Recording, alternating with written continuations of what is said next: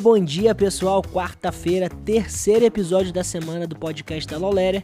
E para quem não me conhece, eu sou o Caio. Hoje a gente tem 3 decisões, a primeira é do TSE, partido que nasce de fusão precisa esperar 5 anos para se fundir de novo. Carmen Lúcia abriu a divergência vencedora numa das últimas decisões antes de passar à presidência da corte ontem. A segunda é da 4ª turma do STJ, de instituição de poder familiar por abandono, tratamento sóbrio. E a terceira, o Facebook condenado em São Paulo, multa de 3 milhões por descumprir ordem de interceptação no WhatsApp de 2015, tese forte sobre soberania jurídica. E a análise de hoje é do Rodrigo Diogo Silva no portal Portaria da Receita Federal sobre prejuízo fiscal em empresa em recuperação judicial. Fecha um arco temático que está rodando há 6 episódios. Vamos lá, pessoal! Agora chega para perto você que atua em direito eleitoral, assessora partido político ou só quer entender o cenário do sistema partidário para 2026. Isso aqui é para você. O TSE decidiu, por maioria ontem, partido político resultante de fusão não pode se fundir nem se incorporar de novo antes de 5 anos do novo registro. A decisão foi tomada em resposta a uma consulta feita pelo partido Renovação Democrática, o PRD, legenda criada em 2023 pela fusão entre PTB e Patriota. Quem abriu a divergência vencedora foi a ministra Carmen Lúcia. Foi acompanhada pela ministra Estela Aranha e pelos ministros Nunes Marques, André Mendonça, Antônio Carlos Ferreira e Vilas Boas Cueva. Ficou vencido o relator, ministro Floriano de Azevedo Marques. Detalhe institucional, essa foi uma das últimas decisões da Carmen Lúcia como representante do TSE. Ontem mesmo passou a presidência da corte ao Nunes Marques. Tá, isso aí foi o que aconteceu, pessoal. Agora, o que você deveria estar pensando? A tese se apoia no artigo 29, parágrafo 9º da Lei dos Partidos Políticos, a Lei 9.096 de 1995. Para a maioria, a norma é clara. A expressão é partidos políticos sem distinção sobre a origem da legenda. Não importa se foi criação originária ou se veio de fusão. 5 anos é 5 anos. A fusão extingue os partidos anteriores e cria nova pessoa jurídica, com novo CNPJ, novo registro, e isso faz com que recomece do zero. Para o PRD, a próxima fusão ou incorporação só em 2028. Para quem assessora partido em risco de cláusula de barreira, atenção, hein? Planejamento estratégico de fusão precisa antecipar esse prazo, que agora está pacificado. Time que atua em direito de família, infância e juventude ou em ações envolvendo o ECA. Isso aqui é para vocês, hein? Decisão da 4ª turma do STJ com relatoria do ministro Raul Araújo. Por unanimidade, mantida a destituição do poder familiar de uma genitora em relação à filha que estava em acolhimento institucional desde 2021. O quadro fático combinava abandono material e afetivo, situação de vulnerabilidade prolongada e descumprimento sistemático dos acompanhamentos sociais oferecidos pelo poder público. Em primeira instância, a perda do poder familiar foi decretada. O TJSC manteve. A genitora recorreu ao STJ, alegando cerceamento de defesa. O recurso foi negado. E isso aí foi o que aconteceu. Agora, o que você deveria estar pensando é o que a gente vai discorrer. A tese reafirma a jurisprudência consolidada do STJ. A destituição do poder familiar é medida cabível quando comprovados abandono e descumprimento dos deveres de sustento, guarda e educação. Mas tem um filtro. O artigo 23 do ECA é claro ao dizer que a vulnerabilidade econômica não é, por si só, motivo de destituição. O que sustenta a perda do poder familiar não é a falta de recursos, é a omissão diante das medidas protetivas e o quadro de abandono caracterizado em provas. Para a advocacia de família, a referência prática é dupla. Para a acusação, o Ministério Público tem que demonstrar com prova o quadro de abandono e o descumprimento das medidas, não apenas a precariedade material. Para a defesa, a tese do artigo 23 do ECA segue intacta. Pobreza não destitui poder familiar. Agora nossa amada produção traz aquele jazz de respeito para que a gente apresente para você o melhor da publicidade aqui no podcast da Loléria. Você sabia que mais de 53 milhões de brasileiros têm plano de saúde? E cada negativa indevida, reajuste abusivo ou conflito com cobertura pode virar uma ação judicial? Na prática, o direito da saúde deixou de ser uma área de nicho e virou uma das frentes mais estratégicas da advocacia. É por isso que nos dias 15 e 16 de maio acontece em São Paulo o Summit Direito Médico de Saúde e Odontológico, um encontro para quem quer entender o mercado, ouvir especialistas e se posicionar melhor em uma área que só cresce.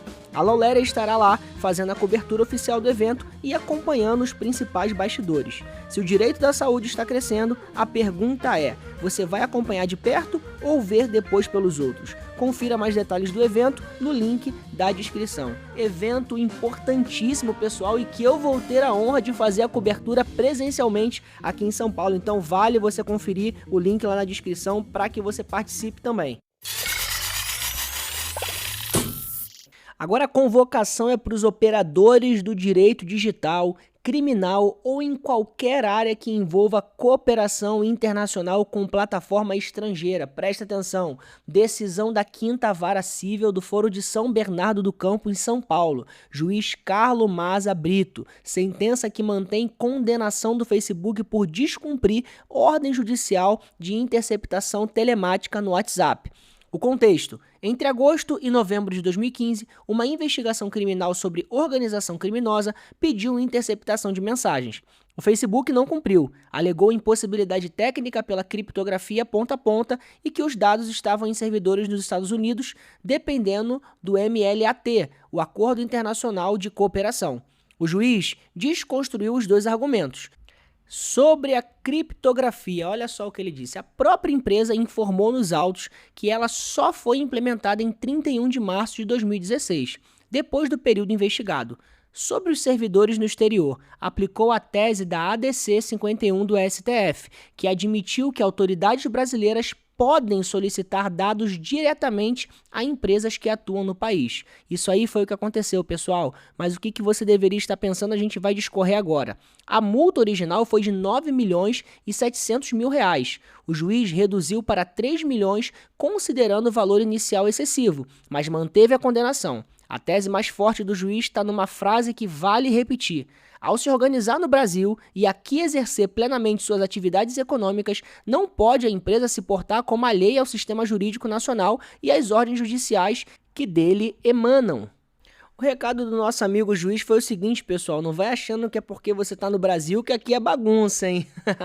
Para advogado de criminal e digital, 2 recados. Primeiro, a tese da soberania jurídica nacional sobre plataformas estrangeiras está consolidada. Servidor no exterior não é mais escudo. Segundo, a ADC 51 virou ferramenta de litigância. Vale citar em todo pedido de quebra de sigilo telemático que envolva a plataforma global. Agora é o momento de colocar gente que está na linha de frente da advocacia como protagonista do podcast. A análise do dia do Lauleria Insights. A análise de hoje é do Rodrigo Diogo Silva, advogado em Direito Empresarial e Tributário, coluna do portal Lauleria. E aqui fechamos um arco temático que vem rodando há 6 episódios, insolvência. Começamos com SPE em recuperação, passamos por recuperação extrajudicial, falência e embargos, tema 24 do TST, tema 26 do TST, abuso de voto na Assembleia de Credores e hoje o último tijolo, prejuízo fiscal. O fato: em 27 de abril desse ano, a Receita Federal editou a Portaria 676 de 2026, com publicação no Diário Oficial em 30 de abril. A norma altera o artigo 20 da Portaria 555 de 2025, que regula a transação tributária. O que mudou? Até a Portaria 676, créditos de prejuízo fiscal e base negativa de CSLL serviam para amortizar multas, juros e encargos legais. Só a amortização do valor principal era exceção, restrita a empresas em recuperação judicial em casos específicos. Agora, a portaria autoriza expressamente que os créditos sejam usados para amortizar também o principal do débito tributário, para qualquer contribuinte em qualquer transação. Por que isso importa e por que o Rodrigo chamou a atenção? Empresa em recuperação judicial tipicamente tem 2 coisas: muito prejuízo fiscal acumulado e nenhuma liquidez. Antes, o prejuízo fiscal era um ativo contábil que servia para reduzir tributo futuro, quando voltasse a dar lucro. Para resolver passivo presente, não servia. Agora, com a Portaria 676, vira moeda de pagamento. Empresa transforma prejuízo em quitação. Aplicação direta no processo de RJ. E um dos avanços mais relevantes do Instituto da Transação Tributária desde a Lei 13.988 de 2020. Tem um detalhe que vale entender: o contexto institucional. A Portaria 676 não nasceu sozinha. Em 2025, o TCU tinha imposto restrição sobre o uso de prejuízo fiscal quando a redução total da dívida ultrapassasse 65%. Isso travou planos de recuperação. A PGFN embargou e em 2026, no Acórdão 990, no plenário do TCU, a restrição foi afastada. A Receita Federal respondeu rápido. Em poucos dias, editou a Portaria 676. Para quem litiga em RJ, é trincheira tributária que destrava. Vale revisar planos em cursos. E a coluna completa você encontra no portal.laulerer.com.br. E a coluna do Rodrigo, pessoal, faz parte do programa Laulerer Insight. Se você escreve sobre direito e quer ampliar a sua autoridade, o link para se candidatar está na descrição do episódio. E como de costume na estrutura do nosso podcast, vamos fechar com uma curiosidade jurídica que conversa direto com a coluna do Rodrigo e que fecha o arco temático da semana. A Portaria 676 da Receita Federal parece tecnicidade administrativa, mas é peça de uma transformação maior do direito tributário brasileiro. Vale conhecer a origem. Antes de 2020, a relação entre fisco e contribuinte era praticamente uma só: cobrança. Não havia espaço de negociação institucionalizado. Aqueles que deviam tributo tinham duas opções: pagar com os encargos cheios ou ir ao contencioso administrativo ou judicial. O resultado era uma fila gigante de processos no CARF e na Justiça, dívidas que nunca eram recuperadas e empresas asfixiadas por passivo tributário que nunca conseguiam regularizar. Em abril de 2020, no meio da pandemia, foi editada a Lei 13.988, a Lei da Transação Tributária.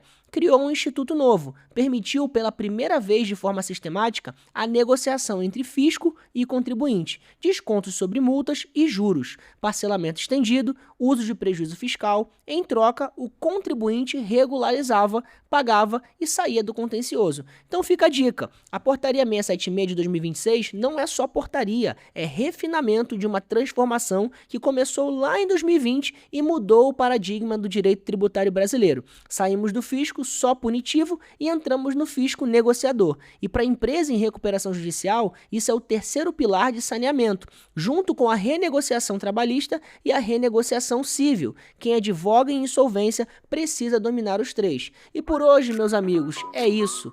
Sexto e último episódio do arco temático sobre insolvência da semana. Se você chegou até aqui, deixa o teu comentário, conta como está no teu escritório a estratégia de uso do prejuízo fiscal para a empresa em RJ, porque a gente quer saber. Segue a Laulerer no teu agregador de podcast favorito, ativa o sininho e compartilha. Assina a newsletter gratuito, o link está na descrição. E se você quer escrever para o portal, o Laulerer Insight também está por lá. E a gente volta amanhã. Um forte abraço e até mais.